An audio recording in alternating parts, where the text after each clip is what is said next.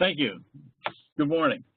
The subject of today's webinar is INCOTERMS, which stands for International Commercial Terms.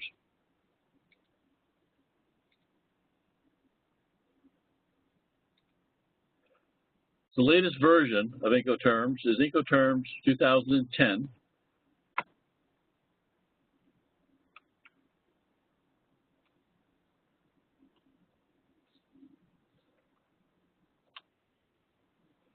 This seminar is about what INCOTERMS are and how they're used.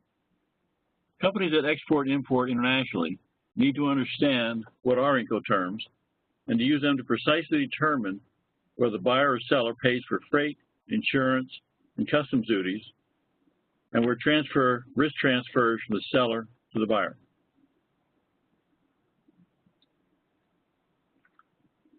The areas covered in this session include: what are INCOTERMS? How are they used for export sales? How are they used for import purchases? What are the terms and conditions of each INCOTERM? How do I select the correct term for a specific transaction? What are the benefits of one term over another? And what are the risks of one term over another?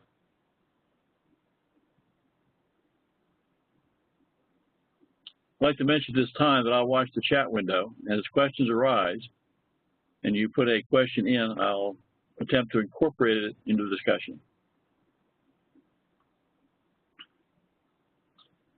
INCOTERMS stands for International Commercial Terms. The terms are published in the Guide to INCOTERMS 2010, published by the International Chamber of Commerce, Paris, France, and are used worldwide for both international and domestic trade. It was first published in 1936, and the current publication is ICC publication 715E. You can see the ISBN number there, and you can order the book online at iccbooks.com. The International Chamber of Commerce, Paris, France, is the sole source and governing body for not only INCOTERMS, but other manuals and documentation relating to trade.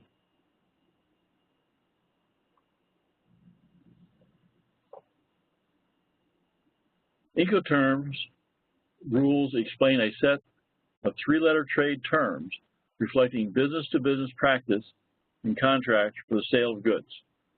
They define responsibility between the buyer and the seller for freight, insurance, customs duties, and risk transfer of goods and services.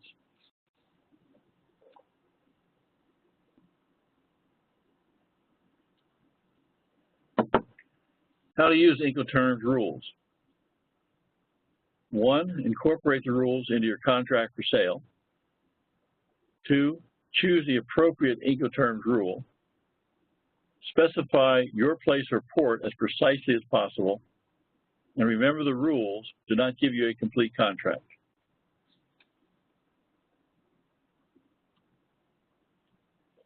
INCOTERMS 2010 rules formally recognizes that they are available for application to both international and domestic sales contracts. There is a movement in the U.S. to use INCOTERMS in domestic trade rather than the Uniform Commercial Code shipment and delivery terms.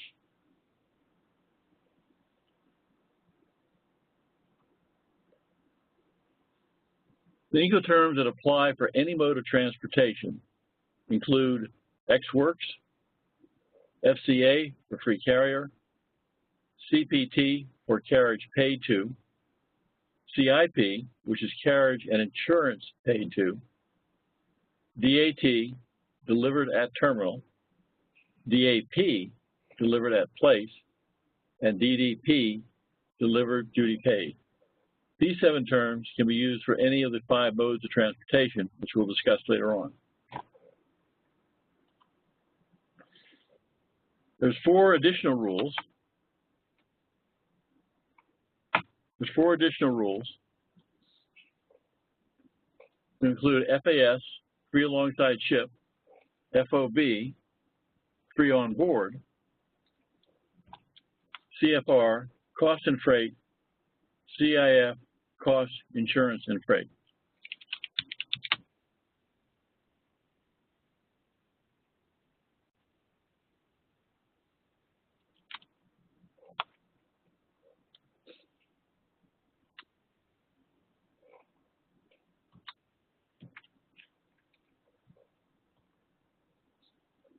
Note two new terms within INCOTERMS. Two new INCOTERM rules in INCOTERMS 2010 versus previous editions are DAT and DAP.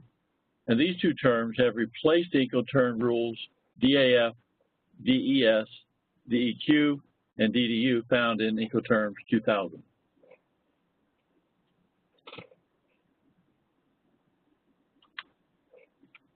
The simple graphic illustrates the application of INCOTERMS, beginning with the far left from the exporter to the far right from the importer. The first INCOTERM that can come into play is from the exporter side, which is ex-works. The next would be FCA. The next would be CPT, CIP, and FAS, FOB, CFR, CIF, and then DAT, DAP, and finally DDP. The risk of transfer and who pays for insurance and sales varies from left to right during the trade transaction. These terms define the responsibility between the buyer and seller for delivery, freight, and/or insurance.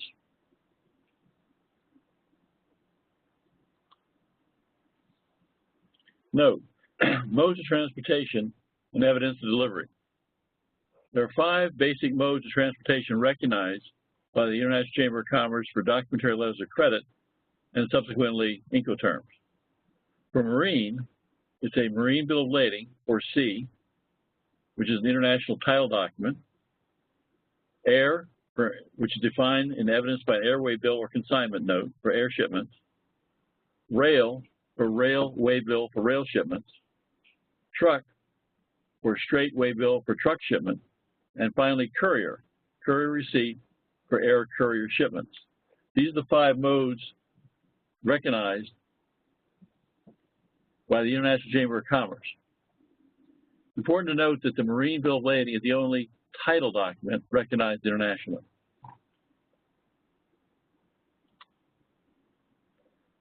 The first term we're going to consider is ex-works.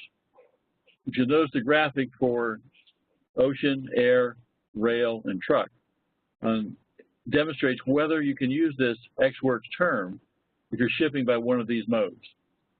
In this case, with ex-works, means that the seller delivers when it places the goods at the disposal of the buyer at the seller's premises or at another named place, such as a factory or warehouse. Ex-works can be used for all 4 modes of transportation. Courier is a separate mode of transportation. To use ex-works, use the 3-letter code in capital letters, EXW, and next to it, insert the name, place of delivery. Example, EXW 234 Main Street, San Diego, California, USA. The risk of ex-works represents the minimum obligation of the seller. You simply let the buyers know where the goods are ready to be picked up.